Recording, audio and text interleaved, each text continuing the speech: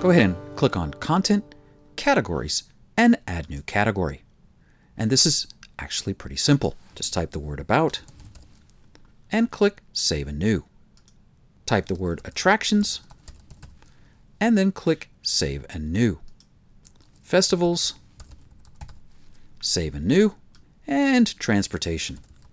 Now before we click Save and Close here, note you'll be able to add all kinds of description for each category. You can set up publishing options. This is mostly filled in for you, but you can create a meta description and meta keywords for each of your categories.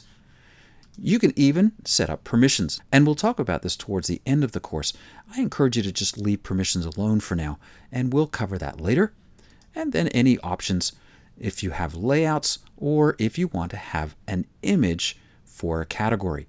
Now the way this would work is if you show a category description or a category title at the top of a list, say, or at the top of a blog, you can also have an image for that category. Go ahead and click Save and Close. We're now on the Categories Overview page, and you'll note that we have an uncategorized category, About, Attractions, Festivals, and Transportation. We have no published articles in any of these. They are all public. They cover all languages, and again, we're only working with one language today. And then there is the ID of the category. You don't usually need that, but there are a few extensions out there that will ask you for that. If you have just a ton of categories here, you can click on the search tools and filter by virtually anything to find the category you want, by status, access, language, tags even, and max levels. If you have more than one page, you can even search by title. This is a really helpful feature, but of course it's far more helpful in the article section.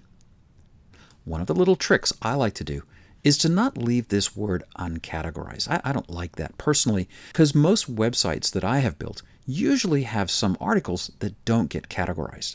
I like to change this to general. Go ahead and click on the word uncategorized, change it to general, and then over here in the alias you'll also notice the word uncategorized.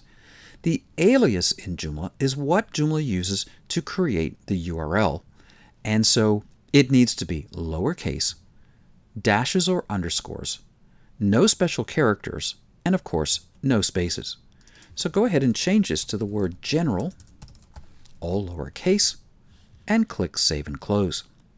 By the way, if you're not sure what to put there, just delete it and Joomla will auto-generate it from the title. And that's true of any category or article. All right. We have our categories set up. In the next video, we'll start to add our articles.